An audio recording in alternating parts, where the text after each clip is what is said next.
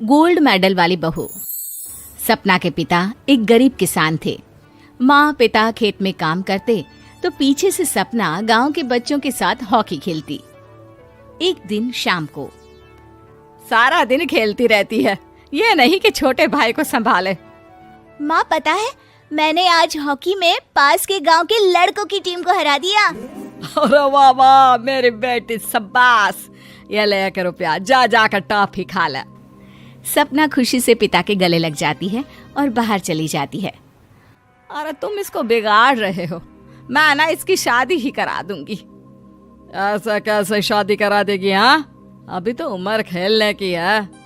माँ बड़बड़ करती वहां से निकल जाती है। लेकिन शाम को उन लोगों के घर कुछ लोग आते हैं। अरे राम सुखिया, जरा ये तो बतलाओ, सपना के बारे में क्या सोचा है? अरे क्या सोचना है मास्टर जी, पढ़ रही है, जितना पढ़ सकती है पढ़े, फिर शादी करवा देंगे, कोई अच्छा सा गांव का ही लड़का देख लेंगे। अरे तुम तो उसके पिता हो, तुमको कुछ नहीं पता? माँ घबरा जाती है। अरे का मास्टर जी, का पता नहीं, का हो गया? हम तो इनसे पहले ही बोल रहे थे कि लड़की की जात है, संभाल लो। अरे भाभी जी, आप भी ना कभी अच्छा भी सोच लिया करो। अरे सपना क्या खेलती है हॉकी, बड़े से बड़े आदमी भी नहीं जीत पाते हैं उससे। कल गांव में एक टीम आ रही है, लड़कियों की हॉकी खेलने उसे भेज देना, वहां शायद कुछ बात बन जाए। अरे ना ना मास्टर जी, कोई खेल वेल नहीं करवाना हम लोगों को, वो भी शहर के लोगों के साथ तो बिल्कुल भी ना। शहर के लोगों को ना कोई भरोसा नहीं होता मास्टर जी। अरे कैसी बात कर रही हो सपना की माँ, बुरा आदमी तो हर जगह मिल जाएगा, उसके लिए शहर का और गांव का। हाँ हाँ मास्टर जी, हम लोग तैयार हैं, कल आ जाएगी सपना वक्त से। माँ के लाख मना करने पर भी पिता सपना को हॉकी टीम के लिए भेज देते हैं। शाम को सपना वापस आती है, लेकिन लट के मुंह से। और क्या हो गया, मार खाई हो का? कौन मारेगा हमें? कोई मार वार खाकर नहीं आए। अरे फिर शकल पर 12 क्यों बजे हैं, बताओगी? देखो माँ, आप समझोगी नहीं, बताकर फायदा क्या है? अरे बिटिया रानी, हम तो समझेंगे ना, हमें ही बता दे। सपना पापा के गले लग जाती है। पापा, मैं ना सिलेक्ट हो गई हूँ भारत की हॉकी टीम में खेलने के लिए। अरे वाह, ये तो बहुत ही खुशी की बात है मेरे बच्चे। फिर मेरी गुड़िया काहे परेशान है? पापा, मुझे दिल्ली जाना पड़ेगा आगे की प्रैक्टिस के लिए। माँ जो सारी बात सुन रही होती है, जोर से चिल्लाती है। एक पैसा नहीं है मेरे पास, समझे? कुछ नहीं दूंगी। शादी के लिए लड़का फाइनल भी कर दिया है, कल्ले का बेटा, वो शादी कर लेगा तुमसे। सपना पिता की ओर देखती है। अरे देख सपना, खेलने दिल्ली जाना है तो सिर्फ इसी शर्त पे कि आकर कल्ले से बेटे से चुपचाप शादी कर लेगी, बोल। अरे ठीक है ना, कल्ले का बेटा तो बहुत ही समझदार है, सरकारी नौकरी है उसकी, मान गया वो तो सपना शादी कर लेगी। सपना भी धीरू, जो कि कल्ले का बेटा था, उसे जानती थी। वो मन ही मन सोचती है कि शादी तो वैसे भी होनी है, लेकिन माँ की ये शर्त मान गई तो जीवन जीने का एक मौका तो जरूर मिलेगा। हाँ, मुझे मंजूर है। हाँ, तो कल मैं उन लोगों को बुला लूं? पिता और सपना दोनों एक दूसरे को देखते हैं।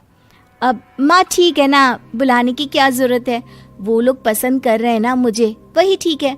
बस आप तो मेरा दिल्ली का बैग पैक कर दो। सपना दिल्ली जाती है, दिल्ली टीम के लिए खेलने के लिए। सपना खूब अच्छा खेलती है और गोल्ड मेडल जीत कर आती है।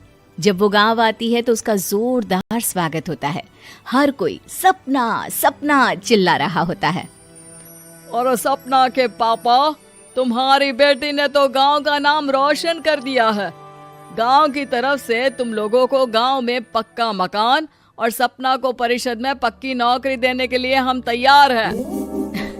अरे वाह वाह, पक्का मकान, ये तो बहुत अच्छी बात है, लेकिन सपना की नौकरी नहीं चाहिए हमें। हाँ, कैसी बात कर रही हो सपना की माँ? लड़की की नौकरी रहेगी तो अपने पैरों पर खड़ी रहेगी, किसी के आगे झुकने की जरूरत ना पड़ेगी। अरे चुप रहो, हम तो नौकरी ना करते हैं, पर मजाल है कि किसी के आगे झुके हो। ना ना, हमारी बेटी नौकरी नहीं करेगी। पिता लाख समझाते हैं लेकिन माँ नहीं मानती। और फिर वो दिन भी आ जाता है जब सपना को अपने कहे अनुसार लड़के से शादी भी करनी पड़ती है। ससुराल में। ए बहू, तू रोज रोज सुबह कहाँ जाती है? घर का सारा काम निपटा कर कहाँ भागती है? माँ का घर तो पास ही है, वहीं निकल जाती है क्या? नहीं माँ जी, मैं हॉकी खेलने जाती हूँ, मुझे खेलना पसंद है। खेलना पसंद है? अरे कैसी बात कर रही है बहू, शादी के बाद तो कोई लड़की खेलती फैलती नहीं है, वो घर का काम काज देखती है। सपना कुछ नहीं कहती। वो एक रोज कमरे में अपनी अलमारी ठीक कर रही होती है कि तब सुनो, वो जो लटक रहा है ना, क्या बोलते हैं उसे? मेडल। सपना पति की बात सुनकर खुश हो जाती है, उनके पास जाती है। मैं सोच ही रही थी कि तुमने कभी पूछा क्यों नहीं। ये मेडल है, मैंने जीता है, पता है, हॉकी में। बड़ा मैदान, बहुत से लोग, 2 टीम और फिर शुरू होता है जुनून। पता है, लगता है जैसे बस जिंदगी यही है, खेलते रहो, भागते रहो, दौड़ते रहो और लक्ष्य को पालो। सुनो ना, मैं ना भारतीय टीम के लिए खेलना चाहती हूँ। माँ, यहाँ तो आ जरा। सपना हैरान हो जाती है कि ये क्या हो गया, पति अचानक से माँ को क्यों बुला रहा है। हाँ बेटा, क्या हो गया? काहे गला फाड़ रहे हो? माँ, ये सपना क्या कह रही है? अरे बीवी तो बोलती ही रहती है बेटा, लेकिन क्या हो गया, चिल्ला क्यों रहे हो? ऐसा क्या बोल दिया इसने? माँ ये बोल रही है कि इसको खेलना है भारतीय टीम के लिए। सपना डर जाती है। नहीं माँ जी, मैंने कहा कि मैं चाहती हूँ कि वो मैं बोला था ना, शादी के बाद कोई खेलता नहीं, घर का काम काज देखता है, लेकिन फिर भी। नहीं माँ जी, ठीक है, मैं घर का काम देखूंगी, कल से मैं खेलने भी नहीं जाऊंगी, माफ कर दीजिए। सपना पति की तरफ देखती है जो माँ की तरफ देख रहा होता है। उसे गुस्सा तो आता है, लेकिन करती भी तो क्या, सास के सामने कैसे पति की क्लास लगाती। अरे बेटा, अब क्यों घूरे जा रहे हो बहू को? माँ, अभी इस बात का फैसला करके जाना, वरना ये तो तेरे कमरे से जाने के बाद मुझे। अब चुप हो जाइए आप, छोटी सी बात का बतंगड़ मत बनाइए। छोटी सी बात? बहू, ये कोई छोटी बात नहीं है। जो लड़की दिल्ली के लिए गोल्ड मेडल ला सकती है, वो देश के लिए भी तो गोल्ड ला सकती है ना। हम लोगों को किसी चीज की कमी नहीं है बहू, घर का काम तो कोई भी कर लेगा, लेकिन देश का नाम रोशन करने के लिए सपना चाहिए। जा बहू, तेरी ट्रेनिंग का सारा इंतजाम तेरे पति ने कर दिया है, जा खेल और देश का नाम रोशन कर। सपना की आंख में आंसू आ जाते हैं।